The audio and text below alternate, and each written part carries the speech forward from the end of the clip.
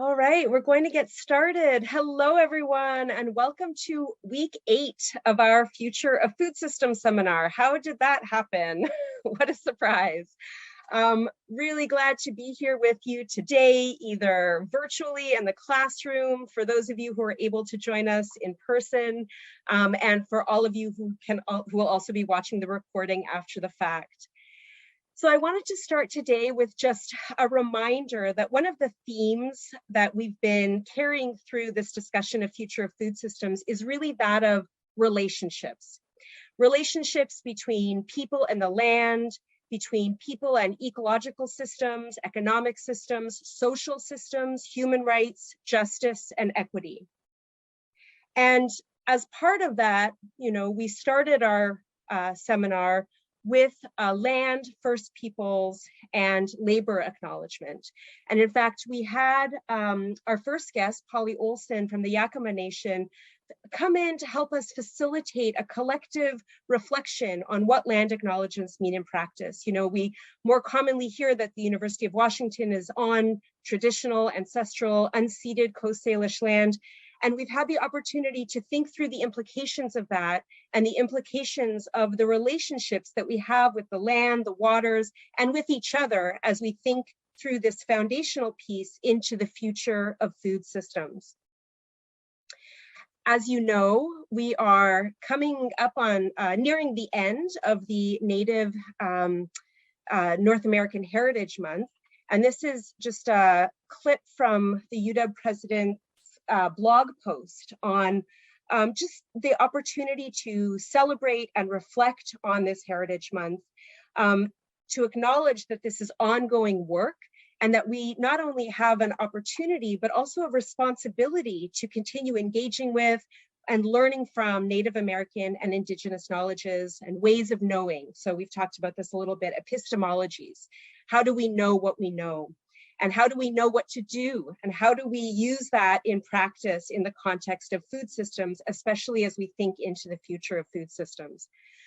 So today we have a wonderful guest. We have a real opportunity here to extend this conversation that's been a thread through our theme, to really deepen our consideration of the idea of sovereignty, of relationships, specifically around Indigenous sovereignty and Indigenous food sovereignty. Dr. Devon Mihesuah, please correct me if I pronounce that a little bit wrong, Dr. Mihesuah, but Dr. Mihesuah runs the American Indian Health and Diet Project and has been coordinating and directing the Week of Indigenous Eating for over a decade now.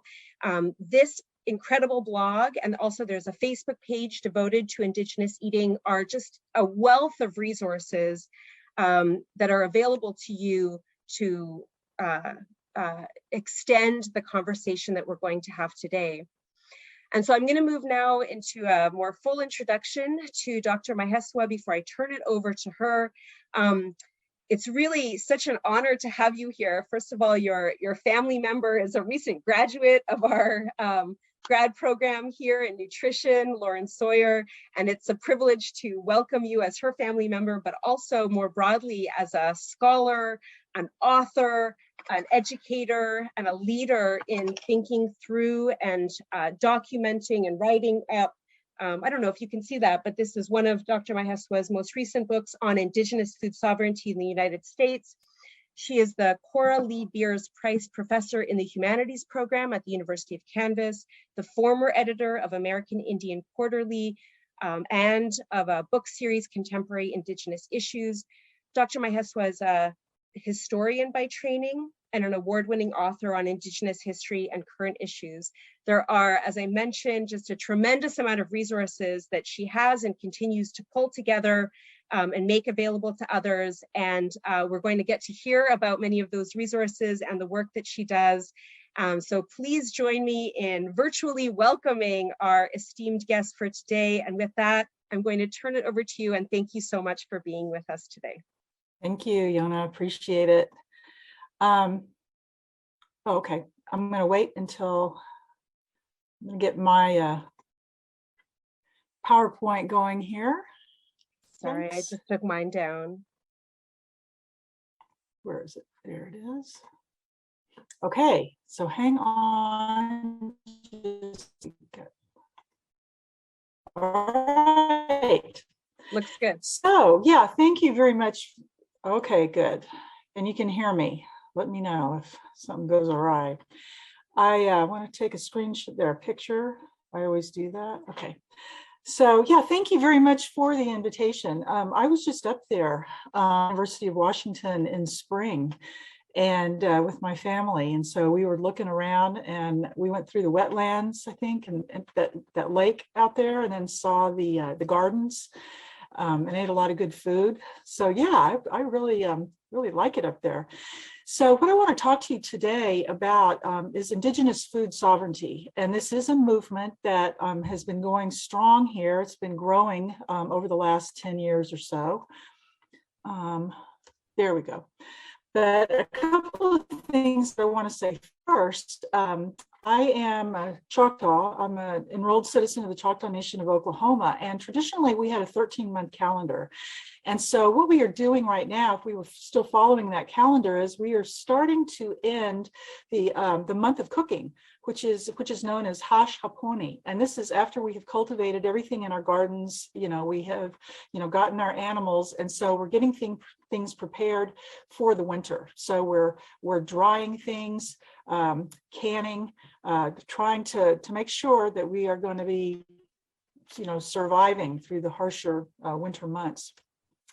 And as was mentioned, I do manage the American Indian Health and Diet Project. And so this is available to everybody, and it is a massive website with a lot of resources on there. So anybody who is interested in Indigenous food sovereignty, if you're interested in starting a garden, pre-contact recipes, what are the foods of this hemisphere, things like that, it's going to be on this site. So, everybody is welcome to come look at it.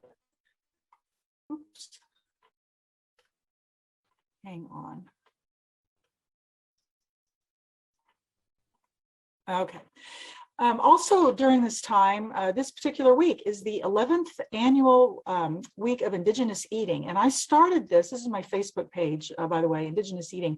I started that in honor of Professor Martin Reinhardt, who is a professor at the University of Michigan. And what Marty did with some of his graduate students was they embarked on a very impressive challenge of only eating Anishinaabe foods for an entire year. And so it's a very ambitious project, and they did manage. If he is interested in joining this, what I am doing this week of Indigenous Eating, just go to my page and you see things that I am posting. But you can also go to the Decolonizing Diet Project, and you can see the daily food diaries that the people who did that, entire year's worth of pre-contact foods, everything that they ate. It's quite enlightening. Another thing I want to point to is I first wrote a book in 2005 covering our ancestors' gardens, and I just revised this. I've got I think 170 new pages, a lot more recipes. But the reason that you might find this book of interest is I have a very large curriculum guide in the back, and so it would be for educators K through 12 and university. You don't have to be a teacher. If you are just interested in Indigenous food sovereignty and you don't know where to start, what do I read first? Maybe you could follow that curriculum guide. And this is through University of Nebraska Press. So Indigenous food sovereignty, why is this important, and why do we even have a movement now? It is because when we take a look at what is going on, with Native peoples today, we see that they have unprecedented high rates of diabetes, obesity, high blood pressure, cancers. They have a lack of access to culturally related foods, fresh foods, and sometimes they just really don't have foods at all if they live in a food desert. They don't have a lot of knowledge sometimes about, what are the significance of those foods? What did we eat culturally? Maybe they don't have the wherewithal to even start a very small garden, much less go out and hunt or even fish. It isn't just Native people that are dealing with environmental destruction. Everybody is, and this is really going to impact all of our food supplies. We've got global warming, poverty, intertribal factionalism. And what that means is, among even members of the same tribe, many times they do not agree over terminology or how monies should best be spent. We're losing our pollinators. Many people don't know how to write policy or how to advocate. And people who do protest, for example, people who protest pipelines, they're finding themselves either being fined heavily or sometimes incarcerated. So when we talk about sovereignty, what is this anyway? This term sovereignty is kind of problematic because the United States says that tribes are sovereign nations, but we are also domestic dependent nations, and that is not the same thing. Sovereign means you are autonomous and you are free from external control. And Native people, the tribes, federally recognized tribes, at any time the government can come in and shut them down. Chances are they're not going to do that, but we still are answerable. So why are we using this term sovereignty? Because really, until we have control over our lands and our resources, and until we are independent from US policies, we are not going to achieve food sovereignty. So we need to be so literal about what we're calling this movement.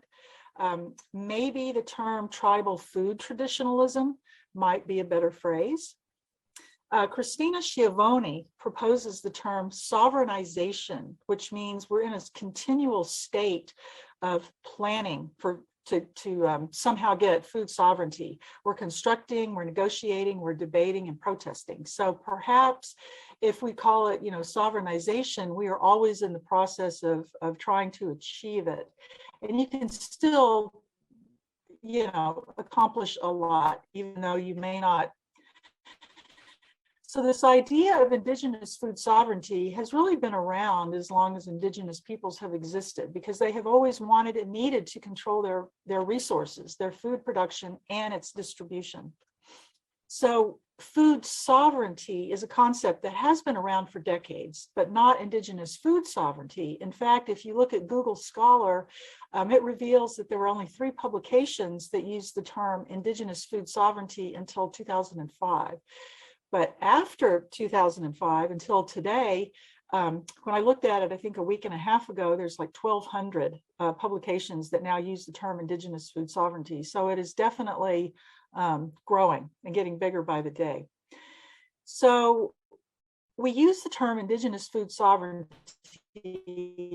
to refer to a term that we recognize because, for example, not all Native people like this term American Indians. They don't like Native Americans either, but we often say American Indians because this is how the Native people are referred to in United States government documents. So you know what we mean when we say it, even though not everybody, wants to use that terminology. So indigenous food sovereignty is more than just eating beautifully prepared dishes, made by indigenous chefs or growing a backyard garden. It really involves a complex mesh of social, political, religious, economic, environmental concerns. We need to have cultural awareness and understanding of treaty law, thriving trade networks with other tribes, and we must have renewable and sustainable resources. And so the book that you saw a few minutes ago, Indigenous Food Sovereignty in the United States, this is published by University of Oklahoma Press, and I edited this with Elizabeth Hoover, and we really wanted this book to be, 12 or 1,300 pages long, but we were constrained, so it's only about 330. But we tried to include as many tribes and as many topics as we could. But for the moment, and I know you can't read this and you don't have time, but Elizabeth and I came up with the big umbrella terms that are associated with indigenous food sovereignty. And then under each one of these big topics, it can be broken down even farther. And, you could spend a whole semester really debating about this and adding to it. But for example, we have to have a healthy environment. And that means we have to have a healthy environment for the pollinators. We have to have healthy soil and water protection, clean air. The EPA standards have to be upheld. We need to have concern for the 7th generation. That is, that the decisions that we make today are going to impact people 7 generations from now. So we don't want to just be selfish and do things for the moment. We really do have to think ahead. And then, of course, animal welfare. So when you go around and you look at this chart, which is in the book, you see that we did the same thing for each of these other major topics. So when we talk about food, everybody likes food. You got your favorite foods you don't like, but you have to have food in order to survive. So food is a necessity. It's a necessity for our health, for our cultural connection. But food is also seen as a commodity. That is, food is for sale. And anytime something is for sale, that leads to environmental destruction. There's farming, there's ranching, fish farms. We treat our food as a trend. So that means that there's competition for those resources. We've got genetically modified organisms and additives. So this is where we have, I guess, some headbutting. A great big challenge is food is necessity or food is a commodity. And there's all kinds of problems that comes up when we debate this. Who is involved in this Indigenous food sovereignty movement? Well, a lot of people. And it's very interesting when I talk to people who are just now getting interested in Indigenous food sovereignty. They want to do everything. Not only do they want to write a book, they want to teach. They want to be a chef. They want to own a restaurant. They want to, open a store. They want to be farmers, start a farm. You only have so much energy, so which is why it is so important that everybody who's interested in this movement, is valued so that we can all work together. So you can see here with my laundry list of all the different people that are crucial to the Indigenous food sovereignty movement. What we are seeing more and more are food summits, food saving workshops, farming conferences, webinars, Indigenous food pop-ups. And what that means is a native chef, goes to a city or to a community and then just has a pop-up, whether it's a food truck or something, and gives samples to everybody so that they have an opportunity to see what pre-contact foods taste like. And the overarching goal of all of us is to learn and educate, inspire, empower, advocate, research, and network. And the work is never done. You're just constantly doing all of these things, sometimes simultaneously. So really enough time has passed for us to see generally what works and what does not work and what challenges, we're still having to contend with. And, there's a lot of people who start off, with some Indigenous food sovereignty initiatives and they kind of fall to the wayside because they run into the challenges that they didn't anticipate. But this has been going on now for a good 10 years, 10, 15 years. So let's see, what is it that we need to do and what are the results of what we've been doing? So again, this is not about just eating the food or making a little garden or something and going to a seminar. Traveling is very expensive. If you want to go to some of these Indigenous food summits, you're going to spend some money because they are just all over the country. So if you wanted to travel to Alaska, for example, you can only imagine what that cost might entail. The conferences are often during the work week. And so some people cannot get off work, if they can even afford to go. And many of these summits are culturally or environmentally specific. So again, if you're, say, a Choctaw who lives in the Southeast, really, why would you want to go all the way to Alaska to maybe learn about, seal hunting, except, just for your own education? So if you're going to start doing things like this, you kind of have to pick and choose what's going to be the most useful to you. And, we don't always have knowledgeable tribal members to educate about traditional foodways.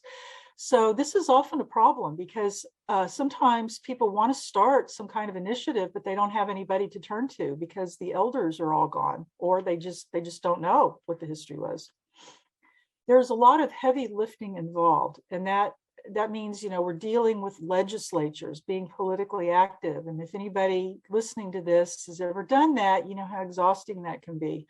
Arguing in court, educating those who prefer junk food. There's a lot of Native people who don't like their traditional pre-contact food, which is always interesting to get in conversations about that. We've got to write policy, run for office. And we have to learn how to negotiate with opposing factions, within your own tribe. So once again, it comes down to politics, right? That not everybody has a taste for, so to speak. So some of us can only concentrate our energies on a few aspects of the movement. So once again, there's absolutely no shame in that if you can only do, one thing. We all only have time enough in our day to do a couple of things, right? So what needs to be done? Our treaties need to be honored. So in order to protect our land, to keep our land, and to make decisions about what to do with it, these treaties that we signed with the federal government have to be honored. And there has been a lot of treaty abrogation. And the field of American Indian treaty law is really taking off because there's a great need for it. There's a great need for people to argue in court. We also need to know who are our tribal attorneys, who is representing us at the tribal, state, and national levels. So if you're a Native person and you're interested in this, consider running for office. Make certain that our tribal council members are informed and are held accountable. We need to have reverence for land.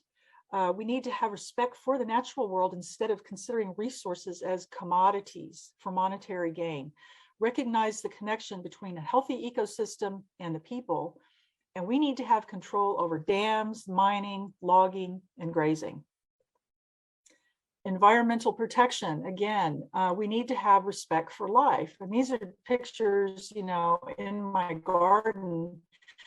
A lot of black racers that like to get in there with the chickens. And I really don't mind if they go in there and once a week they get an egg, but then I start getting more and more snakes and it's like, okay, guys. So then I transport them. I put them in a little ice chest and then I take them someplace else. But spiders and bees, hummingbirds, there's so many little animals and insects and wasps. And we need to be very mindful, of these creatures because they all play a role. So, when you see a spider, don't just go out there and spray it. We really do need them. And I've gotten to where, because I have a lot of gardens in my yard, this year in particular, I count them on one hand. It's like, well, I've got 5 wasps, in the month of June. Where are they all? They're disappearing. So it is true that our pollinators are losing the battle. Also, when we talk about environmental protection, I want to give you an example. Sugar Mountain, which is the 28th most prominent peak in the United States, which really isn't saying a whole lot. It's only like 2,800 feet high, 25 rather, 100 feet high. In the mid-1800s, this was deemed an oasis of springs, game, and plant foods. There was wild fruits and turkeys, black bears, white-tailed deer, pollinators. There were stories of enormous beehives, dripping with honey and all that. And so Sugarloaf Mountain is in Oklahoma. It's in the Choctaw Nation. And at the base of Sugarloaf Mountain, it's an area called Kulichaha. And this is where my family settled after the forced removal in the 1830s, courtesy of Andrew Jackson and the Indian removal policy. So this is a picture of Sugarloaf Mountain as viewed through, pasture land. And this is a cemetery where a lot of my family is buried, but back there behind the truck is where Sugarloaf is.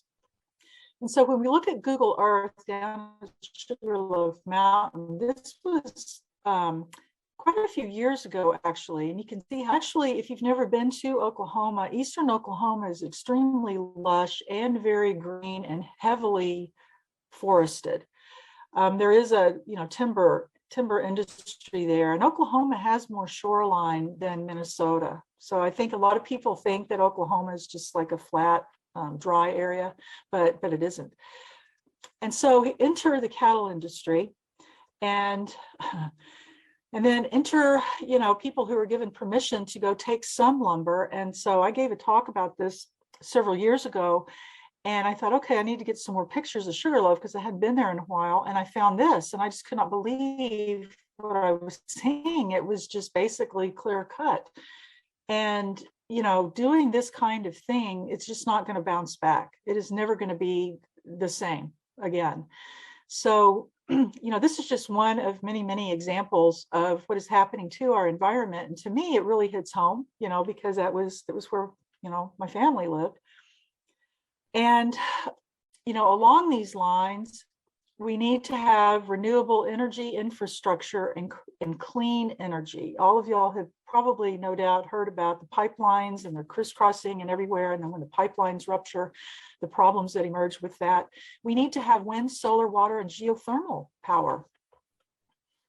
I don't know if y'all have this problem where you are, but in Oklahoma, once again, we have fracking. And what fracking is, it's the process of forcing water under the earth into the ground so that it fracks, you know, it breaks apart, fractures the rock so that you can extract the gas or the oil or whatever it is that you're aiming for. And this does several things.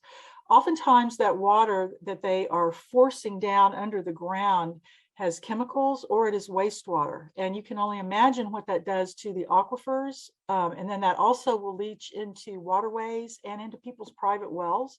The other thing that it does is whenever you break apart the structure underground, it causes the ground to move. And so Oklahoma does have upwards of 1,000 earthquakes per year. And I think it's been about 3 years ago, there was an earthquake, and the Pawnee tribal chairman's house was split, I think, right in half. And it also damaged the Pawnee council house. And we live in Kansas, a good 5 hours from Oklahoma City, but we have earthquake insurance now, because one time we had a tremor and some of the pictures on my wall kind of shifted about what in the heck happened. And sure enough, it was you know, resulting from fracking. We need to have the right to protest for clean air and water and soil. And maybe some of y'all have read that in some states like Oklahoma, South Dakota, North Dakota, you can be punished. You can be put in jail for 10 years and fined $100,000 if you trespass onto company land, I guess, because you want to protest a pipeline. And it's not just that. I mean, you can really be injured. I mean, there are some people who were hurt, you know, up at Standing Rock. And of course, y'all have heard of Standing Rock. This is me and my husband. We went up there and we literally were driving away. And I turned around and looked behind me and we saw a tank rolling in. So we were leaving right as all of it was starting to happen. And then the snow started falling. And then a lot of the protests, and some people were injured. So we need to be able to protest and gather together, you know, without fear of being harmed or thrown in jail. We need to have the right to control food production. Our tribal farmers and ranchers need to be supported. And in the Choctaw Nation, once again, you know, my tribe, only half the farmers are tribal members. So on the Choctaw Nation, you know, our land, it encompasses 10.5 counties within Oklahoma, but anybody can move there. So definitely, you know, they're kind of outnumbered in a lot of ways. We need to be able to control our food quality. Tribes need to be able to control their own strict edicts.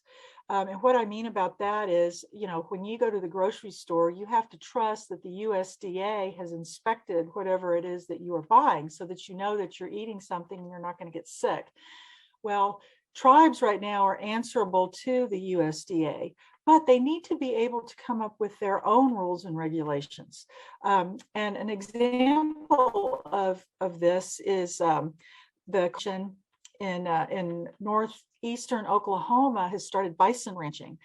Anytime you raise cattle or you raise bison, these animals have to be inspected, you know, at some point, one by one. And it's very expensive per bison. It costs quite a bit for the USDA to come in and inspect those animals. So why is it that the tribe has to pay them? Why is it that the tribe can't come up with their own rules about it? And I think that's one thing that people are working on right now. We need to utilize our elders' knowledge because none of us are getting any younger, right? So we need to be able to extract knowledge from our elders. Just listen to them, find out what they know. Learn your language, through them about seed saving and gathering, basket making, tool making, fishing, ceremonies associated with sustenance, reverence for female deities. And what I mean by that is creation stories, cosmology stories. Almost every tribe has female deities, and quite often those female deities were the ones who are credited with bringing food to the tribe. Many tribes are dependent on commodities, or what we call commods.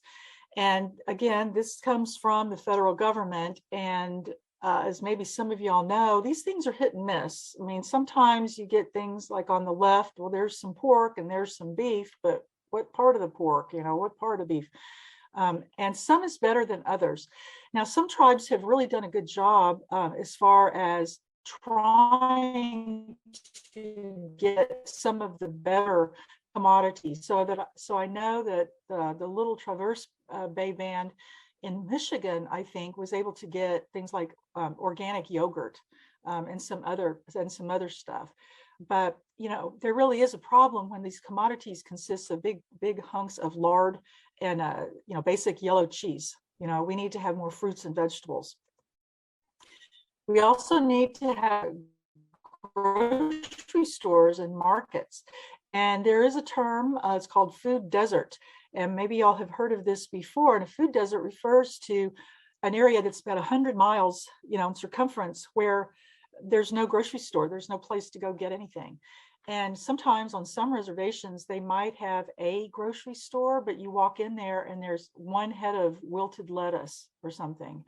Or maybe they've got potatoes, but they are astronomically expensive. So we need to see more grocery stores, more farmers markets, more places where people can get food and they don't have to drive 100 miles to get it. The tribes, the nations need to be economically sound, and there are vast economic differences not only between tribes, like casino tribes and non-casino tribes, but also between members of the same tribe. All members need to have access to jobs and services and resources. My tribe, the Choctaw Nation, was worth over $2 billion in 2020. Now that means something. We've got casinos, we've got golf courses, used to have a racetrack, travel plazas. I mean, we're just into everything. But it says my internet connection is unstable. Okay. 5 counties in the Choctaw Nation are the poorest in the United States. Where is this money going? So this is what I mean by, we got to get in there and make sure that it is, distributed equitably. And this picture over here on the right, this poor grandmother is taking care of her 8 grandchildren. And this was a story about poverty in the Choctaw Nation that came out several years ago. Obama gave the tribe a promise zone in 2014. And some of us became very active in to see how can we to make sure that to good food. So our idea included, making backyard gardens for everybody and paying younger tribal members to put these backyard gardens, elders or people who, physically can't shovel or, get out there and do things. And the tribe just decided, no, we're not going to spend the money that way. We're going to just do it for entrepreneurship so people can start their own businesses. But, that doesn't help, people like this woman that we see right here. We need to have adequate medical care for everybody, and we need to have traditional care for those who want it. That is, if you want to see a medicine man or woman, you should have those people available. And the Choctaw Nation is very good at building these fantastic, hospitals and diabetes clinics. But what we really need to be doing, honestly, is getting to the root of the problem. Instead of building, more dialysis centers, why are we all so diabetic? That's what I think we need to be doing partially. We also need to agree on what is traditional food. And y'all have heard of fry bread, no doubt. And fry bread has really taken off. And this is just a picture of the Yellow Man fry bread food truck. And you can see there's a little bit of everything, powdered sugar and, Hershey's chocolate, sprinkled over it. So is this a traditional food or not? We could debate this, can't we? Some of y'all may know, you can get into some really heated debates about traditional food, the food you like, or is it your pre-contact food? Or is it the foods that your grandparents like? Everybody's going to have a different definition of what traditional food is. So again, on the Choctaw Nation website, we've got our traditional foods, but let's take a look. What does that mean? Sweet potatoes, the bottom right. And by the way, sweet potatoes and yams are two completely different things. They might look alike, but yams are from Africa. They're not even in the same family. But sweet potatoes are good by themselves, maybe sprinkled with a little bit of black pepper. But here it calls for 2 cups of sugar and 1 cup of flour. Or blue grape dumplings, which traditionally are made with possum grapes, water, and cornmeal, and that's it. But nowadays, if you were to order blue grape dumplings, maybe in a native restaurant, it's going to be made with sugar, shortening, butter, white flour.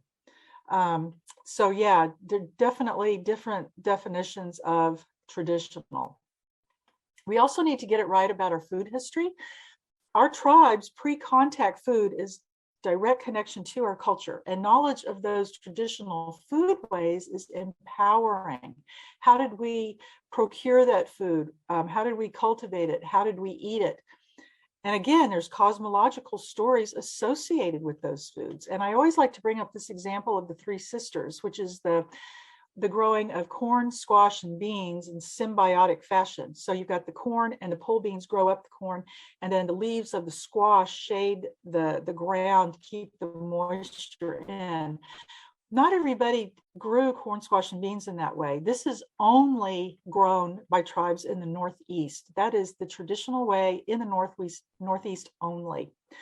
So is it wrong that other tribes, are growing the 3 sisters? Not at all, because it's a very practical way. It's a great way of doing it. In fact, this was my son's 3 sisters gardens on the side of the house. But it's important that we stick with our own foodways and our own history, because we have a lot to be proud of without really, borrowing from other people. And also that term Turtle Island, that is also a Northeastern concept as well.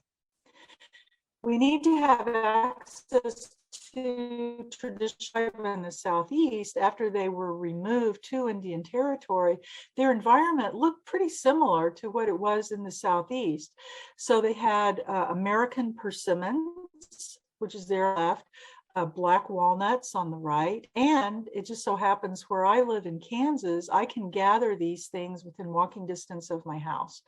I go out, of course, I go out about 2 hours a day, and I know where I'm unstable again, so to speak. I know where the spots are, so I'm able to grab some of these things. Pawpaws. Pawpaws, I gave a talk a week and a half ago to a group of people in Maryland, and I was able to hold up some pawpaws that I had just collected on a run that morning, but they're all gone now. Pawpaws are the largest fruit in North America, and they taste like a combination between a banana and a mango. They've got huge seeds, but their range really just goes about halfway. It's in the eastern part of the United States, about halfway with the north-south line, maybe Lawrence, Kansas, I guess. I think other people are attempting to grow pawpaws. Pawpaws have a very short shelf life. They don't transport, they bruise very easily. And the best pawpaws are when they just fall right off the tree into your hand. If you're so lucky to get one like that, you break it open, you just eat it just like that. But they ferment very quickly, kind of like a black banana. So it kind of depends on how you feel about black bananas, and you might like an overripe pawpaw. Also, some other things that grow around here. This is pokeweed over on the left. Actually, that's in my yard. Mulberries. And then this is wild garlic and onions that I gathered from the roadside. And every spring I look kind of interesting going down the road with all this greenery, that I've got in my bag. But pokeweed, if you've heard of poke salad, Pokeweed is quite poisonous if you don't prepare it correctly. You have to boil those leaves repeatedly, you know, boil and then dump, boil and then dump. But if you do it right, you won't kill yourself. And they taste great. So how do we get our traditional foods? Well, a lot of times these things are on private property. And if they're on public lands, there's competition. If you think about mushrooms, people go crazy about morel mushrooms around here, and they certainly aren't going to tell you where they are. Also, pinon nuts in the Southwest. There's great competition anytime people find out where these things are. Now in California, what some tribes are doing is they're getting those traditional foods and they're bringing them to their tribal land so they can grow it on their own land. But you still have to monitor it, because if you don't, everybody, you know, going to take too much. Now, there's some problems here with this idea of, you know, okay, everybody needs to get back to their traditional foods. And these are Comanches, okay? And over here on the right, that's Quanah Parker, and then Mihesuah. This is my husband's great-great-grandfather. We know that's him because that's his war shield. And then Mihesuah is also there on the left. He's sitting on the ground in the middle. The Comanches were not agriculturalists. They didn't grow things. They were known as lords of the plains for a reason, because if they wanted something, they just took it. So if they wanted corn or beans or squash, they would just go raid the Navajos, or they'd raid the Hopis or the Wichitas. They'd take their melons, just whatever. And they also wouldn't just take corn cobs. They would wait until that corn had been processed, you know, so it's really going to be ready to eat. So what do, you know, if you don't have an agricultural tradition, you know, to return to? And so the Comanches, if you read the book, Indigenous Food Sovereignty in the US, you see that they are suffering spectacular food-related maladies because they don't have any food initiatives. And this is my son when he's younger. He's very camera aware. We need to get our children outside. Instead of separating them from the natural world, start them at an early, get them involved in planting things. Schools need to incorporate traditional eating, you know, into the curriculum. Kids are fascinated by things that grow. And again, these are my kids when they were young, and so they always had pets, and you know, we have pollinator gardens. So you know, when you do this and your kids are outside, they really do develop an appreciation, you know, athletics and doing stuff. And so my son was always proud of the things that he grew in the garden. So as time rolls by, here's my son here over on the right. He's 28 now. He learned how to cook at an early age, and so he just continues to do that. So kids do pay attention to what the parents do. We need to have so this sounds like just random things that I'm throwing out here, but this topic is so huge and I'm talking quickly because there's a lot to say, but I guess y'all can go back and look at this. Sorry, it's a gruesome picture, but this is the reality of what is happening on tribal land. We need to have the ability to arrest poachers, because we certainly don't want to see that on the left where you leave behind the meat and you're just taking away the trophy part. We need to be able to control invasive species, and these things are really just taking over. The guy in the red shirt is standing there by wild parsnip. It looks very pretty, but if you touch that and you get that in your eye, you conceivably go blind. Those are zebra shell mussels on the bottom. Cats are invasive species. They're not indigenous to this hemisphere. Cats account for the death of, you know, tens of millions of songbirds every year, snakes, salamanders, frogs, toads. The Bradford pear, which is very beautiful on the bottom left, that thing will spread like crazy and it crowds out the indigenous plants. And y'all may not have this problem up there in the Northwest, but wild pigs and hogs in the Southeast, Texas, Oklahoma, and Missouri, they are absolutely out of control. And these things grow to be 500, sometimes 600 pounds. And they are a cross between the domestic pig that the colonizers brought over and the Spanish razorbacks. And so over time, these things intermingled and they just run wild, and they are smart, incredibly smart. And when they have a litter of piglets, they'll have like 12, 15 of them. And what they do, they will kill fawns. They will kill the baby turkeys. They will eat the turkey eggs because turkeys lay on the ground, right? They will tear up your garden fence posts. And so nowadays, you don't even need a hunting license to shoot them, because these states want to get rid of these animals. They're really quite something.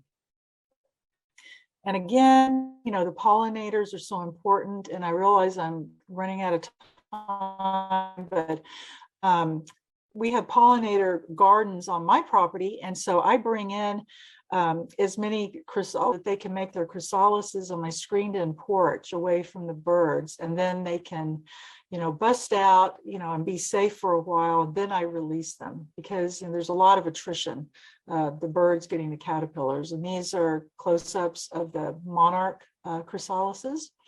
And for those of you who don't know, the Monarch Watch program is at the University of Kansas, and maybe you have seen this on National Geographic, the Disney Channel. Chip Taylor directs the Monarch Watch, and so what he has done, he has partnered up with tribes in Oklahoma. So each tribe in Oklahoma has agreed to plant 20,000 pollinator plants every year.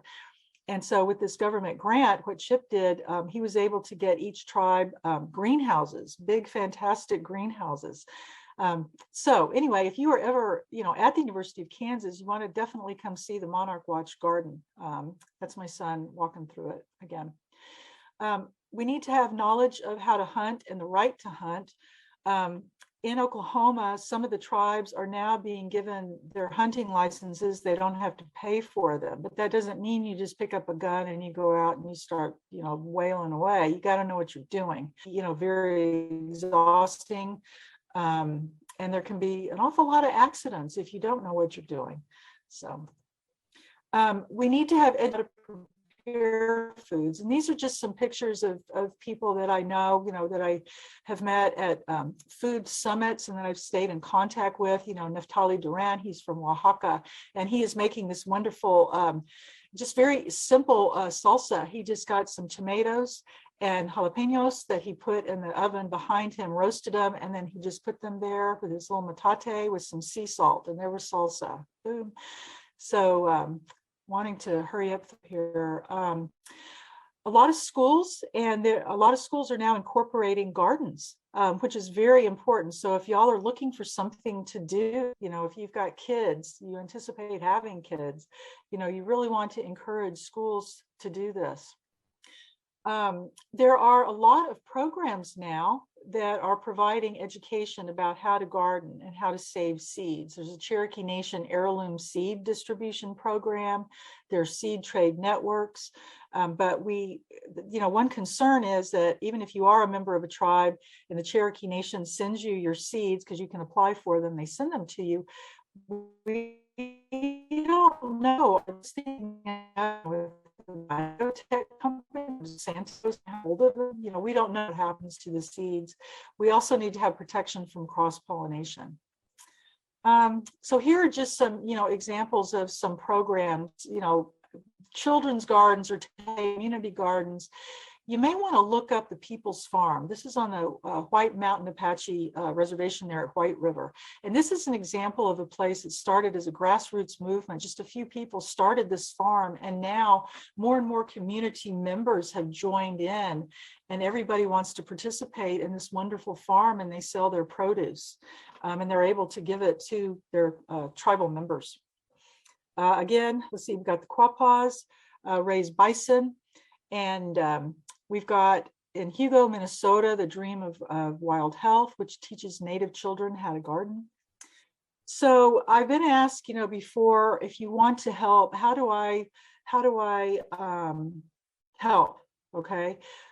The best way to do it is to just donate money, really, to organizations like the Intertribal Agricultural Council, Indigenous Food and Ag Initiative at the University of Arkansas, First Nations Development, and some other places, because these are the organizations that will give grants to tribes to get their initiatives started. So that right there is a really good way for, if you're not a Native person, but you really would like to help, this is a good way to do it. So with that, after I talk probably way too fast, I'm going to stop and see if anybody has any questions. Gulp. That was amazing. Thank you so much. And I wish we were all together so that you could hear the appreciation and the genuine gratitude for what you were able to cover, the successes, the challenges, so many on each side that you were able to just walk us through. So thank you so much for that talk. And Sam, we have just a minute left. Does anybody have a question? Yes, we have a question. Great. Are there any like ways to allow like for example, Sam will repeat. sorry, what was that? Like, is there any way to enforce their sovereignty using like international law or something? So the question was, sorry, is there any way to enforce sovereignty with international laws? Did I get that right? Well, this is why they have meetings, internationally where nations, not just the United States, but Australia, Maoris in New Zealand and people in Africa, they get together to figure out how can we do this, to use international laws. But really here in the United States, you just go to court essentially most of the time. That in itself is a whole class. So, or a degree or a life's work. That's probably right. That's a good question, really. Sam, any last questions?